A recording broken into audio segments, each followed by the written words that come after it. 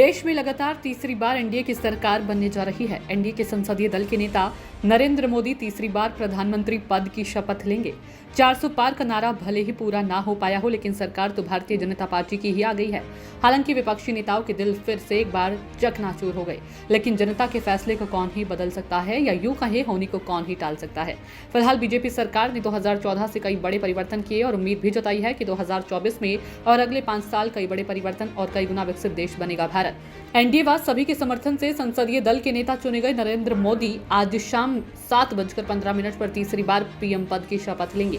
उनके साथ कई कैबिनेट मिनिस्टर, राज्य मंत्री भी शपथ लेंगे।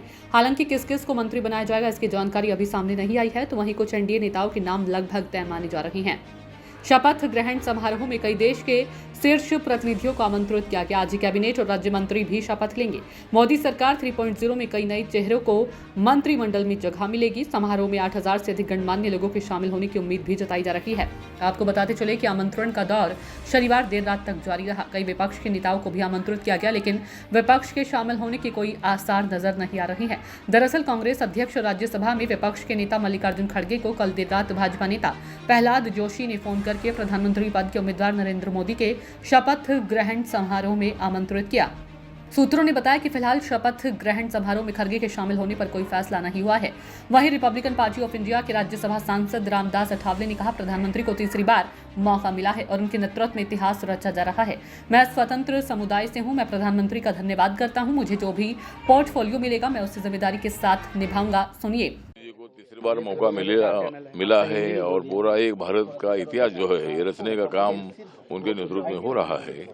भारत विकास की दिशा से आगे बढ़ रहा है, इसीलिए जरूर हमारी कुछ सीटें कम आई होगी, लेकिन मैंडेट जो है मैंडेट नरेंद्र मोदी जी ने तीसरी बार प्रधानमंत्री बनने का था और उनके मंत्रिमंडल में मुझे तीसरी बार उनको मौका मिल रहा है। और मुझे बहुत बड़ी खुशी है कि मैं दलित समाज का हूँ और देश भर के दलितों को, गरीबों को और सर्व जाति धर्म के लोगों को न्याय देने का काम मैं करता रहूंगा। और मोदी साहब ने मुझे ये जिम्मेदारी दी है, इसलिए मैं उनका आभार व्यक्त करता हूँ। इधर यूपी के मंत्री जयवीर सिंह ने कहा कि ये गर्व की बात है कि पीएम पद के उम्मीदवार नरेंद्र मोदी प्रधानमंत्री पद की शपथ लेंगे। नरेंद्र मोदी के द्वारा किए गए कार्यों को मंजूरी देने के लिए देश की जनता को बधाई। देखिए, ये और गर्व की बात है कि आप तीसरी बार देश के प्रधानमंत्री के रूप में एक नया कीर्तिमान बनाते हुए मोदी जी शपथ ले रहे हैं और देश की जनता को बधाई कि जिन्होंने मोदी जी के 10 साल के कार्यों को अप्रूवल देते हुए उन्हें अनुमोदन करते हुए तीसरी बार एनडीए को पूर्ण बहुमत देकर के अपना समर्थन और अनुमोदन देने का काम किया है। वहीं दिल्ली से टीडीपी के नवनिर्वाचित सांसद राम मोहन नायडू किंजरापू ने कहा, लंबे समय के बाद टीडीपी को केंद्रीय मंत्री बनाया जाएगा। अभी तक हमारी कोई मांग नहीं है। केंद्र सरकार का पूरा ध्यान हम पर है। आरक्षण पर हमारे रुख में कोई बदलाव नहीं होगा। इसी तरह से चलेगा। बहुत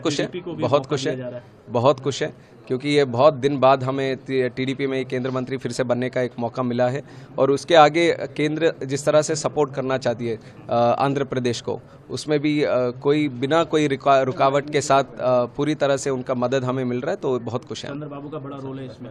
यस, जरूर है कि आज ही नहीं, पहले भी आप देखिए केंद्र सरकार में कभी पहले भी गठबंधन जब हुए थे उसमें भी उनका बहुत बड़ा रोल था, आज भी होने वाला है और वो केंद्र हमारे नरेंद्र मोदी के नेतृत्व में हम आगे बढ़ेंगे। आरक्षण भी बड़ा मुद्दा बन गया था, क्या उस पे आप लोग अभी उस पे कोई चेंज नहीं होगा। हम उसके आरक्षण का संरक्षण करेंगे।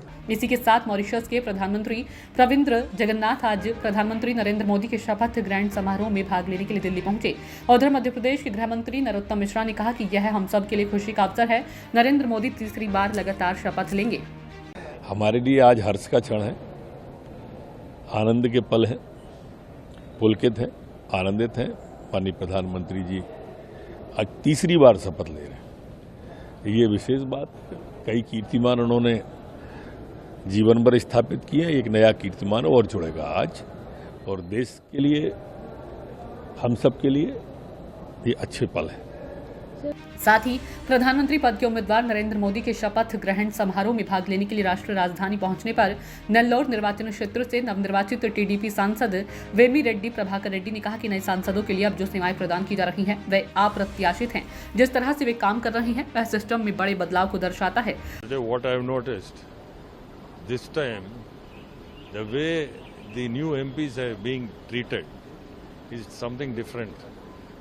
The services provided now for new MPs is something nobody will expect also.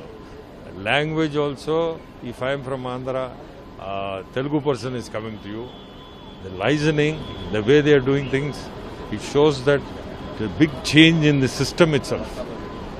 And of course today we are going for the oath ceremony of our Prime Minister. And I am part of the NDA from Telugu Desam Party.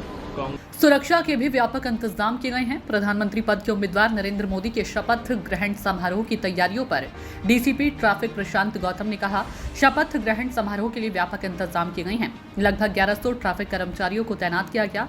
यातायात कर्मचारियों को पूरी जानकारी दे दी गई है। दोपहर 2 बजे से राष्ट्रपति भवन के आसपास के इलाकों में प्रवेश और आवाजाही प्रतिबंधित रहेगी। आज जैसा कि आपको पता है, ऑनरेबल पीएम ऑफ इंडिया की स्वेरिंग इन सेरेमनी है, तो उसके लिए हम लोगों ने आज व्यापक इंतजाम कर रखे हैं। करीब 1100 ट्रैफिक पुलिसकर्मी आज अपनी ड्यूटी करेंगे और सब लोग हमारे ट्रैफिक स्टाफ कंप्लीटली ब्रीफ्ड है। जो भी आज गाड़ियां राष्ट्रपति भवन और उसके आसपास में आएंगी, वो करीब 2 बजे से हम उस जोन में रेस्ट्रिक्टेड एंट्री होगी और रेस्ट्रिक्टेड मूवमेंट होगा।